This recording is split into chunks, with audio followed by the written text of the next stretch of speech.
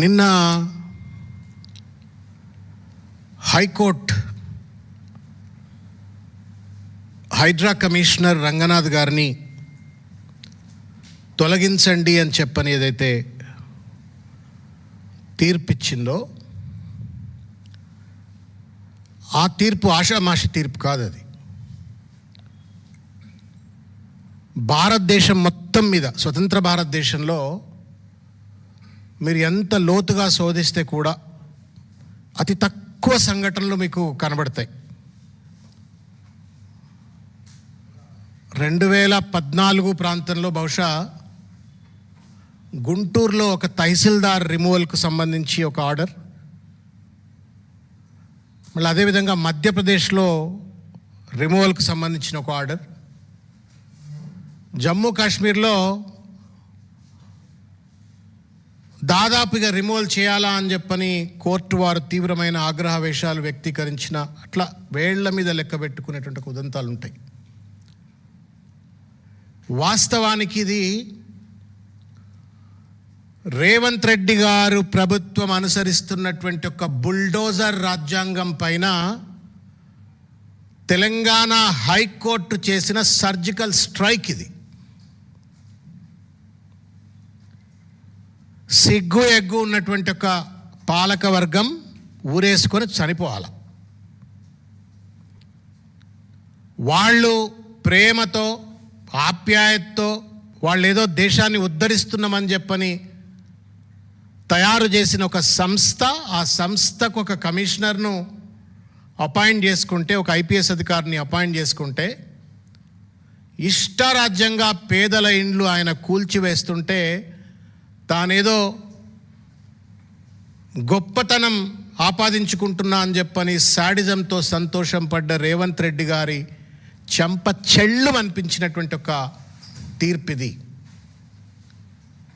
Anybody who has got a little bit of a shame should either tender a resignation or should tender an apology to the public. నేను తప్పు చేసిన, court నా చెంప బలగొట్టి నా నెత్తి మీద మొట్టకాయ కొట్టేంత వరకు నాకు విఘ్నత లేకపోయింది అని చెప్పని 2 చెంపలు వాయించుకోవాలి తనకు తానే.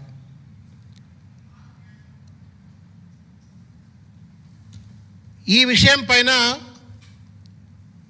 అనేక సందర్భాలలో బీఆర్ఎస్ పార్టీ హైడ్రా అనేటువంటిది ఒక మాన్స్టర్గా మారిపోయింది.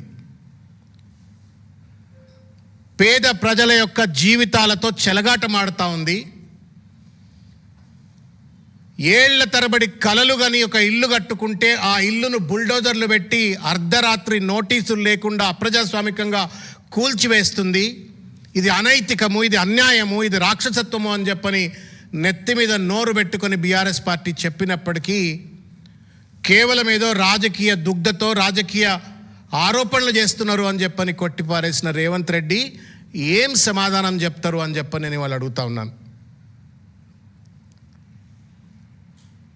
నేను ఒక్కసారి కేసీఆర్ గారు గతంలో ఏం చెప్పిండ్రు, వారు చెప్పింది వాళ్ళ నిజమైంది అనేటువంటి ఒక విషయాన్ని తెలంగాణ సమాజానికి అంతా తెలియజెప్పడం కోసం అని చెప్పని గతంలో కేసీఆర్ గారు ఏమన్నారో ఒక్కసారి దయచేసి వినాలని చెప్పని నేను కోరుతా ఉన్నాను.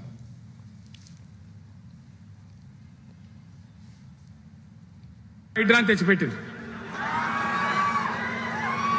దానికి ఆ హైడ్రాకు ఆ పిసిసి ప్రెసిడెంట్ అని ఉంటాడు ఆయన, కాంగ్రెస్ కమిటీ అధ్యక్షుడు, ఆయన నిజామాబాద్లో పోయి చెప్తుండు, హైదరాబాద్లో హైడ్రా, నిజామాబాద్ కూడా తెత్తాం బిడ్డ, నిజామాబాద్లో నిడ్రా, రేపు జగిత్యాలలో కూడా జిడ్రా అంటాడు. ఇక అది ఏం కావాలి? మొత్తం పేదల కొంపలన్నీ కూల్చుడేనా? కేసీఆర్ రాజ్యానికి వచ్చినప్పుడు 3.5 లక్షల మందికి పేదలు ఎక్కడ ఉన్నారో అక్కడనే పట్టాలు ఇచ్చినాం. వాళ్ళని ఆగం చేయకుండా పాపం గరీబోళ్ళు 3.5 లక్షల కుటుంబాలకు హైదరాబాదు చుట్టుపక్కల వేరే పట్టణాల్లో కూడా పట్టాలు ఇచ్చిన వాళ్ళని బతకనిచ్చినాం. ఇలా ఏం కూలగొట్టుడు? అది పుస్తకాలు కూడా తీసుకుని పోరాటాలు చదువుకునేటి అంతే గిరితమా? నేను ఒక్కటే మాట మనం చేస్తా ఉన్నా, గ్యారంటీగా బీఆర్ఎస్ గవర్నమెంట్ వచ్చేది ఖాయం. మొట్టమొదటి రోజులనే ఈ హైడ్రా అంటూ ఎత్తి అవతల వరేస్తామని చెప్పి మనం చేస్తా ఉన్నాం.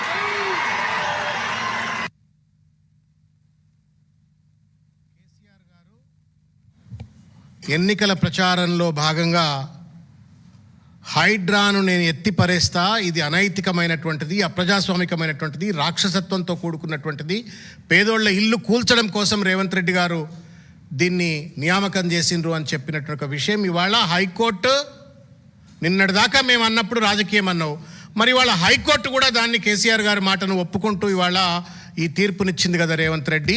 నీ ముఖం ఏ మోకాళ్లలో దాచుకుంటూ సమాధానం చెప్పాలని చెప్పి నేను కోరుతా ఉన్నాను. It's an insult, shame. KTR గారు ఏమన్నారో కూడా ఒకసారి వినండి. ఒకసారి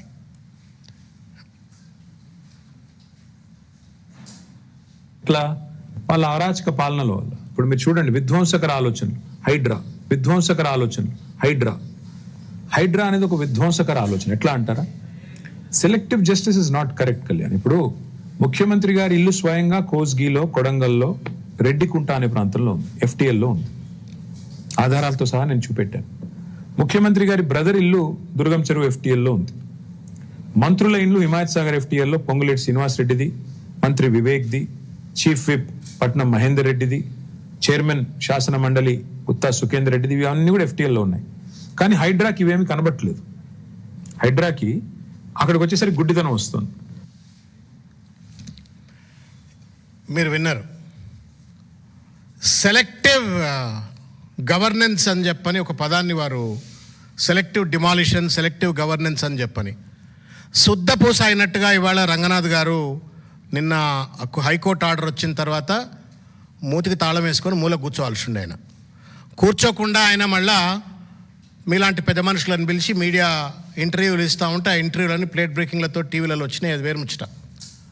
ఆయన ఏమంటున్నాడు అంటే 63 కోర్టు ధిక్కరణ కేసులు ఏదైతే అయినాయో అవన్నీ భూకబ్జాదారులే వేసిండ్రు, కోర్టులను తప్పుదో పట్టించిండ్రు, కాబట్టే ఇటువంటి ఆర్డర్ వచ్చింది అనేటువంటి ఒక రీతిలో ఆయన మాట్లాడుతూ ఉన్నాడు.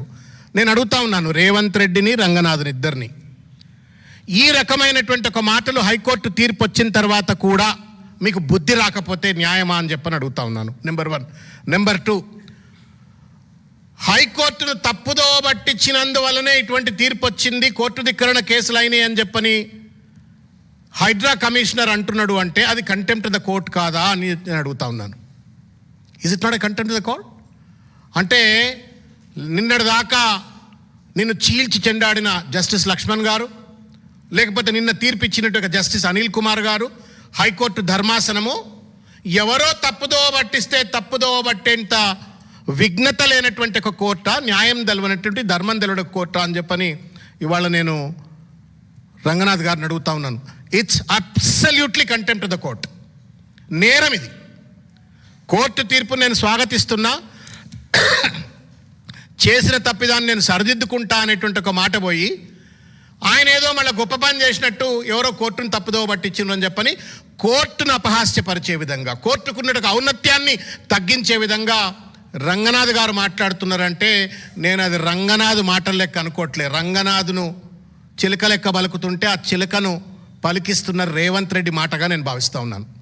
I don't think an IPS officer would have guts to come to the media and then take a dig at the హైకోర్టును కానీ సుప్రీంకోర్టును కానీ డిగ్ చేసేటువంటి ఒక రీతిలో ఒక IPS ఆఫీసర్, మా డ్యూటీలో ఉన్న IPS ఆఫీసర్, సర్వీస్లో ఉన్న IPS ఆఫీసర్ అట్లా మాట్లాడుతాడు అనుకోను. ఆ మాటలు మాట్లాడించింది నేరుగా ఆయన అధికారిక బాస్ రేవంత్ రెడ్డే మాట్లాడించుంటాడు అని చెప్పని నేను అనుకుంటా ఉన్నాను. వాస్తవానికి ఇది సీఎం పీఠానికే చెంపపెట్టు, కలెక్టివ్ క్యాబినెట్ డెసిషన్ అండి ఇది.